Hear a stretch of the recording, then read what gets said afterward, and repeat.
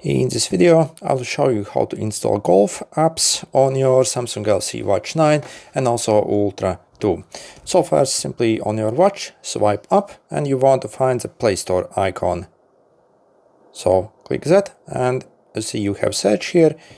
You can tap here and simply enter golf. Or also you can enter the app name directly as well if you know the name of it. And then as you see, you for example have a bunch of golf apps here. So simply find the one you need. The selection is crazy good. Here you see.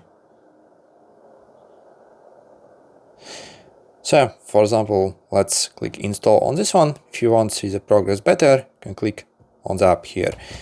It will show like the size once it starts downloading. Takes a bit. So we simply wait till it finishes downloading and installing. And once it finishes, it will simply get placed.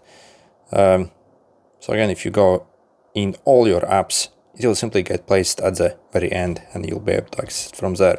Good luck.